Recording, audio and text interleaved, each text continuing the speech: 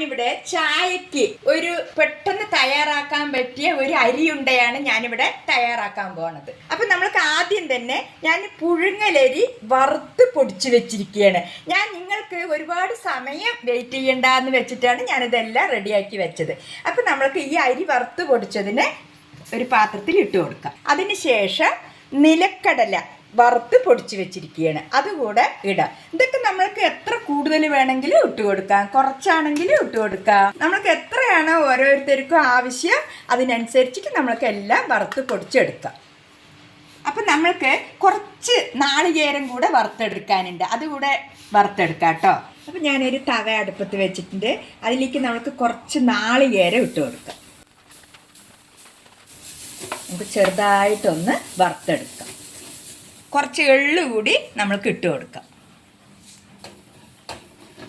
നാളികേരത്തിൻ്റെ ആ പാലൊക്കെ ഒന്ന് ചെറുതായിട്ടൊന്ന് വറ്റിയിട്ട് ഇത്തിരി ഒരു കളർ ചേഞ്ച് വന്നിട്ടുണ്ട്, ഇത്രയും മതി. അപ്പം നമ്മൾക്ക് നാളികേരവും എള്ളും കൂടി വറുത്തിട്ടുണ്ടല്ലോ, അതുകൂടെ ഇട്ട് കൊടുക്കാം. അപ്പം നമ്മൾക്ക് എളുപ്പത്തിനായിട്ട് വെല്ലപ്പൊടി ഇട്ട് കൊടുക്കാം. നമ്മൾക്ക് ഒരു നുള്ള് ഉപ്പിട്ട് കൊടുക്കാം, ഒരു സ്പൂണ് നെയ്യ് കൂടെ ഇട്ട് കൊടുക്കാം. നമ്മൾക്ക് നന്നായിട്ടൊന്ന് ഇളക്കി കൊടുക്കാം കേട്ടോ.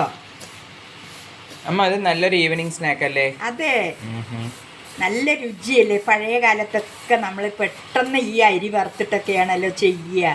അപ്പൊ നമ്മൾക്ക് കുറച്ച് നെയ്യും നാളികേരവും കുറച്ച് നിലക്കടലയൊക്കെ ഇട്ട് കഴിഞ്ഞാൽ അപാര ടേസ്റ്റ് ആയിരിക്കും. അടിപൊളി, നല്ലൊരു നാടൻ സ്വീറ്റ്സ് അല്ലേ ഇത്? അതെ അതെ, നാടൻ ലഡു. നാടൻ ലഡു അടിപൊളി. അരിയുണ്ട കുരുളങ്കായി എന്ന് പറയും ചിലവര്, അവലോസ് ഉണ്ടാന്ന് പറയും. ഓക്കെ, അതിന്റെ ഒക്കെ ഒരു സിമ്പിൾ വെർഷൻ അല്ലേ? സിമ്പിൾ ആയിട്ട് നമുക്ക് പെട്ടെന്ന് തയ്യാറാക്കാനൊക്കെ പറ്റുമല്ലോ. ഓക്കെ, അപ്പൊ നമ്മൾക്ക് കുറച്ച് തിളപ്പിച്ച വെള്ളം ഒഴിച്ചു കൊടുക്കാം.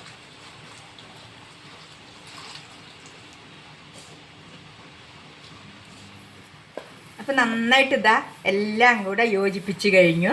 ഇതാ കണ്ടില്ലേ, ഇതിൻ്റെ എങ്ങനെയാണ് ആ ഉരുട്ടിയെടുക്കണ പാകത്തിനാണ് കറക്റ്റായിട്ട് വെള്ളം ഒഴിച്ചിരിക്കുന്നത്. അപ്പം നമ്മൾക്ക് ഉരുട്ടിയെടുക്കാം.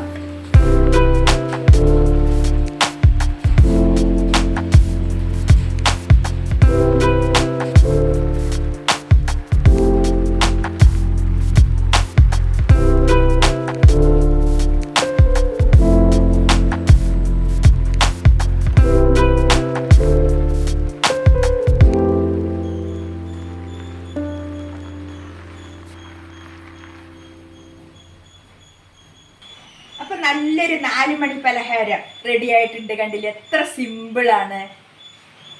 അപ്പൊ ഇവിടെ എല്ലാം സിമ്പിളാണ്.